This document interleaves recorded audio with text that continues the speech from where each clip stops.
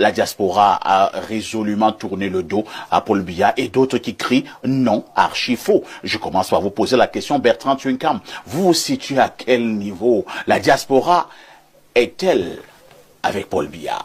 Oui, 90% des individus qui sont hors du Cameroun n'aiment pas le régime du renouveau.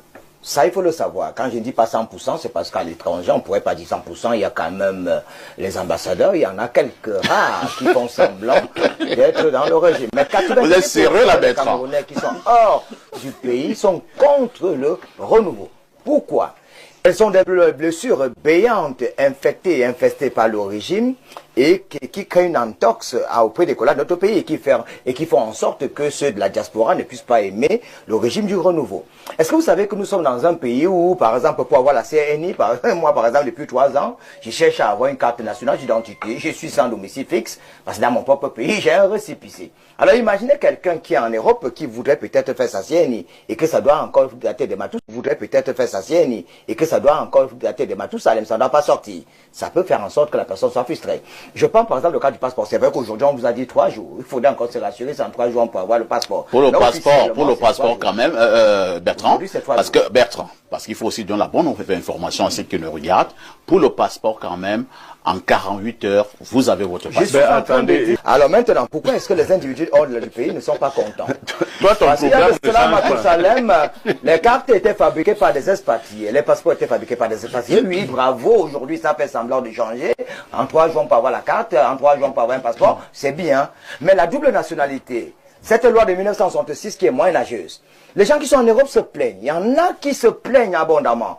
On voudrait bien être Camerounais. Pourquoi vous êtes au pays? Vous avez la double nationalité, ça ne dérange personne. On a vu certains au 14 juillet du côté de l'ambassade de France, mais on dit, quand tu as la nationalité autre que celle camerounaise, tu perds la nationalité camerounaise. Autrement dit, quelqu'un qui se sent français, investir au Cameroun peut être pour lui un danger. Parce que s'il investit au Cameroun, le jour où il y a un quiproquo, on lui dira, est-ce que tu es d'abord Camerounais? C'est ça qui fait en sorte que ces individus ne soient pas contents. Je vais prendre par exemple le cas d'un monsieur qu'on appelle Louis Fernand Tchameko. Vous avez entendu parler de lui? Oui. Louis Fernand Tchameko a investi terriblement ici au Cameroun. C'est un homme d'affaires. Il a fait dans les BTP au Cameroun, il a créé une entreprise. Il a mis un Camerounais DG de cette entreprise. Le Camerounais a pillé cette entreprise, a créé une autre entreprise à côté. Il a porté plainte à cet individu. Mais lorsque on a condamné l'individu à Douala, la voiture n'était même pas encore arrivée à New Bell, mais on ne sait pas comment la personne avait fui. Le gars est dans des procédures depuis 10 ans, ça n'avance pas. Et il avait recruté combien? 700 Camerounais. Il en a perdu près d'1 milliard de francs CFA dans cette entreprise. Il ne fait que chercher des solutions en point fini en vain. Vous croyez qu'un monsieur comme ça peut être fier du Cameroun? Je me pose bien des questions. Il y a par exemple dans des pays, c'est vrai comme en France, il y a le député de la diaspora. La diaspora camerounaise, c'est 5 millions d'individus. Pourquoi est-ce qu'on ne peut pas avoir les députés de la diaspora comme c'est le cas en France? Pourquoi est-ce qu'on ne peut pas avoir, par exemple, il y a les députés de la diaspora, il y a les députés des Outre-mer. Au Cameroun, on n'a pas d'outre-mer, mais on a carrément les Camerounais de la diaspora. 5 millions de Camerounais sur 30 millions d'habitants, c'est pas petit. Montrez au moins ce que vous aimez ces individus en mettant au moins quelques députés à leur endroit. Et il y en a même qui veulent investir au Cameroun, mais l'environnement des affaires laisse à désirer. Merci Bertrand. On va passer la parole justement à un Camerounais qui vit à l'extérieur. Hein. Et il vous l'a dit tout à l'heure, il est expert en intégration des immigrants au Québec. Il est par ailleurs président du mouvement Give Back to Mama. Alors, Samuel Hervé Manding, vous de la diaspora, vous n'aimez plus le régime Biya? Alors, avant de répondre, je vais dire que il y a une confusion qui se fait. D'abord, je ne suis pas une diaspora. Moi, je suis un Camerounais de l'étranger. Alors, il y a une différence. Je veux profiter ici, sur ce plateau. J'ai fait une émission ici, il y a plusieurs années, pour vous dire que il y a des Camerounais qui ont immigré, il y a des Camerounais qui ont migré. Les Camerounais qui ont migré, ce sont ceux qui sont partis juste pour se chercher. Alors que les Camerounais qui ont immigré sont partis répondre à un besoin professionnel. Alors, généralement, nous, dans le cas de l'intégration, lorsque je reçois un immigrant ou un migrant qui a demandé, le migrant généralement a demandé un statut d'asile ou de réfugié politique, et il est en attente de sa régularisation, alors que l'immigrant est venu par un statut différent de résidence permanente. Les deux sont dans mon bureau, mais c'est deux mentalités différentes. L'un pense à devenir député, à devenir maire, à devenir premier ministre. L'autre pense tout simplement à avoir un peu d'argent, un jour rentrer chez lui. Alors, ça nous a amené à faire des recherches. J'ai fait l'Europe, j'ai fait au moins une centaine de pays dans le monde, dans le cadre de ce que je fais. Alors, je me suis rendu compte qu'il y a plusieurs mentalités. Vous avez donc une catégorie de Camerounais qui sont venus par la migration. Alors, de ce fait, on peut donc définir, lorsque vous allez dans vos moteurs de recherche, une diaspora, ceux qui nous écoutent, une diaspora, qu'est-ce qu'une diaspora? C'est un peuple qui a été dispersé soit par un conflit interne, une catastrophe naturelle, une épidémie, ou même des insurrections ou politiques, ou des climats politiques ou sociaux. Alors dans notre cas, on peut considérer qu'il y a peut-être une diaspora dans le Nozo. Il y a peut-être ceux du Nord, parce qu'il y a eu des conflits internes dans cette partie. Et c'est depuis peut-être 2015. Il y a ceux qui sont partis pour des raisons économiques et sociales. Mais il faut tenir compte qu'il y a des Camerounais qui sont partis pour répondre à un besoin, qui ont été sélectionnés non seulement par la loterie américaine, par l'Australie, l'une des meilleures immigrations aujourd'hui, c'est l'immigration australienne, et la deuxième immigration, c'est l'immigration canadienne.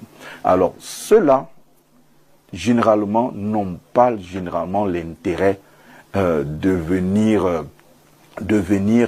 critiquer le pays, parce qu'ils comprennent que, après plusieurs expériences, en fonction de nos réalités, nous rencontrons aussi le racisme. Le monde est équilibré par son déséquilibre. Donc ça veut dire que les forces que nous avons peut-être beaucoup d'argent dans cette partie, on a du travail, mais on n'a pas le côté social. Mais au Cameroun, on a le social, mais il n'y a peut-être pas d'argent. Vous comprenez?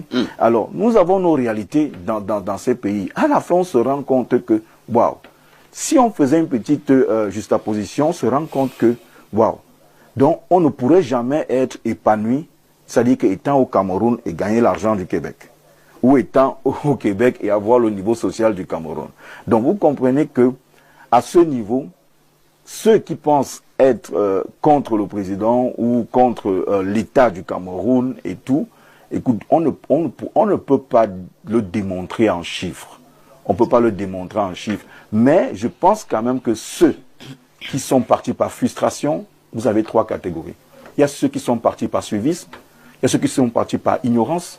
Donc ça dépend de comment tout un chacun est parti du pays. Oui. Cela dépendrait également de son amour ou des amours envers le régime. C'est exactement ça. Et aussi, donc le sondage fait par Bertrand Tchenkam avec son outil de 90% de la diaspora qui déteste le régime en place. C'est un sondage hasard de... Non, c'est un peu trop. C'est un peu trop. C'est excessif. C'est excessif. Vous comprenez? Parce vous aimez le régime actuel?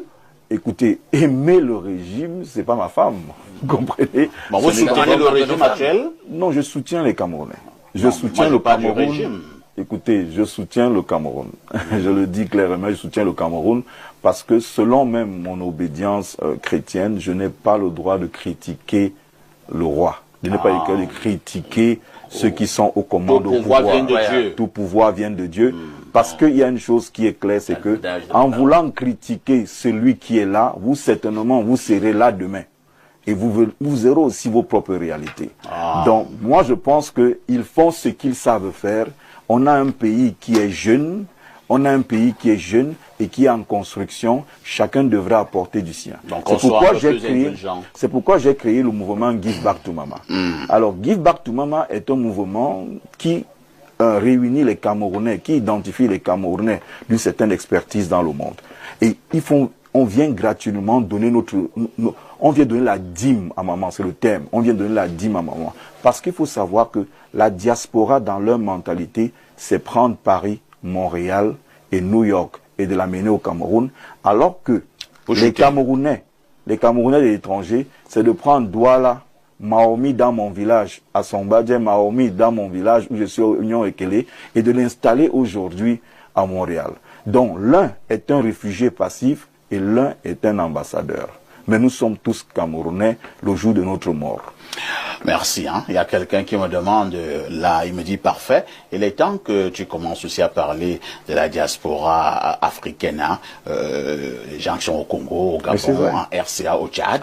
Pour vous donner l'impression que vous êtes de la diaspora que lorsque vous êtes aux États-Unis, au Canada, en Belgique, en Suisse. Oui, d'accord. On salue donc également ceux qui sont donc au Tchad, en Guinée équatoriale. Vous, ça gouverne, je voudrais lui dire que Fokou Faubert, c'est un Camerounais.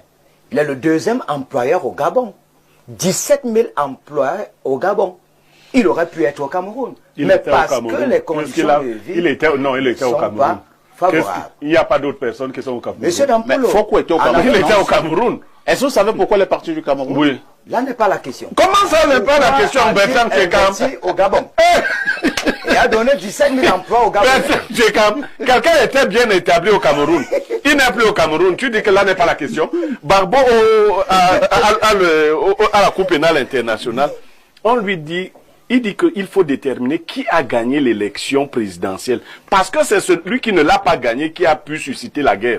On lui dit là-bas, là n'est pas la question. Donc on ne veut pas savoir qui a gagné. Donc tu ne veux pas savoir pourquoi Foucault est parti. Je comprends juste que dans... Non, on va passer la parole à Lendo. On va passer la parole à Lendo. Merci. Chaque jour, Bertrand, tu parles de Foucault ici. Et pense un jour, hein, on va te dire pourquoi Foucault est parti. On te dira pourquoi Foucault est parti. Alors, à Lendo, nous parlons donc de cette diaspora camerounaise. Hein. Est-elle contre le régime Biya ou alors c'est excessif de le dire? Je vais faire deux choses. Je vais faire d'abord peut-être trois. Je commence par faire une précision parce que je ne vais pas m'aventurer dans cette espèce de dissociation qu'a faite M. Mandeng. Je vais m'en tenir à une espèce de définition générique pour entrer dans notre sujet. Allons répondre à la question. Voilà. Ici, par exemple, dans le net, on dit une diaspora est la dispersion d'une population ou d'une communauté hors de son pays d'origine, souvent en raison de la guerre, de la persécution ou de la recherche d'opportunités économiques. Donc il y a l'aspect de M. Mandeng et il y a l'aspect dit recherche d'opportunités. Tout à fait. Bien. Maintenant, une autre chose, la deuxième, M. Mandeng, j'aime pas quand sur les plateaux on dévoie un tout petit peu les dispositions bibliques. Quand vous dites qu'en réalité, votre foi vous empêche de critiquer l'État. Ce n'est pas vrai, puisqu'on voit le Christ, si vous êtes chrétien déjà, si c'est la Bible dont il est question, on voit le Christ lui-même critiquer son système, je veux dire, politico-religieux et social en son époque. On voit la mission prophétique d'un certain nombre de personnalités appelées les prophètes dans la Bible, qui critiquent les rois et qui leur disent vous faites ceci, vous faites cela, ce n'est pas correct, ce n'est pas comme ça qu'on doit se conduire. Donc on a bel et bien le droit de critiquer. Ça rentre dans l'ordre des choses. Faire même le contraire même serait un problème. Parce que on vous dit justement que si vous voyez des gens faire le mal, et vous ne les mettez pas en garde du mal qu'ils sont en train de faire, leur sang vous sera redemandé. J'espère que vous le savez. C'est écrit dans Ézéchiel 33. Bien, maintenant je sors par là et je réponds à la question. Pour dire ceci. Vous n'êtes pas d'accord que tout pouvoir vienne de Dieu? Laissez-moi vous dire, est-ce que vous savez que dans la Bible de Genève de 1622, on a traficoté, on a fait une extraction d'un... Vous n'êtes pas d'accord que ce qui appartient à César revienne à César et ce qui appartient à Dieu revienne à Dieu? Non, la question c'était est-ce qu'on est en droit de critiquer l'ordre établi? Et là la réponse c'est oui. Monsieur Mandeng lui dit qu'il ne critique pas le chef. Est-ce que vous savez que dans la Bible de Genève de 1622, est-ce que vous savez que quand on cite le passage d'Éphésiens 6 là, qui nous dit contre quoi on doit lutter, est-ce que vous savez qu'en réalité dans le manuscrit originel, il est marqué que les entités... Vous avez le manuscrit? Mais bien sûr, j'ai fait des études, c'est pour ça. Le manuscrit originel? Parfait. Vous avez le manuscrit originel? Je vous dis que dans le manuscrit originel, il y a une entité... vous êtes surpris, donc vous ne savez pas que... parfait, je vous explique. De version... Parfait. Parce que j'ai une autre signification de manuscrit. Je ne sais pas de quoi tu dis, parfait. Je dis ceci. Manuscrit, ça veut dire que le type qui a écrit ça... Je pense que je veux dire quoi, les traductions dans les langues... Et toi, tu as eu ça? Finalement, parfait. C'est quoi ton problème? Donc tu ne sais pas qu'il y a des manuscrits qui existent et qu'on dit tiens, tu m'étonnes. C'est-à-dire que tu veux me faire jaser sur des évidences. Bon, laissons un peu la Bible. Hein. Nous ne sommes pas à jeudi spiritualité aujourd'hui. Revenons sur le sujet. Le sujet. Il faut savoir que le système en place est plutôt très disposé à envoyer les leurs du côté de l'étranger. justement, peut-être pas forcément une diaspora africaine, parce qu'on pourrait croire que c'est la diaspora, ou se dire, ou dans les faits, constater que c'est une espèce de diaspora au rabais. Ils n'envoient pas les leurs au Mali, ils n'envoient pas les leurs au Niger, ils n'envoient pas les leurs au Burkina Faso, etc. La plupart du temps, nous savons où ils envoient les leurs, et ils sont même dépendants du type de civilisation et de la culture de ces pays où ils envoient les leurs, faire des études, se soigner, eux-mêmes d'ailleurs le font. Donc, ils envoient les leurs. Il y a donc un rapport de dépendance avec l'étranger chez eux. Bien. Ça veut dire que ceux qu'ils envoient, forcément, quand ils arrivent là,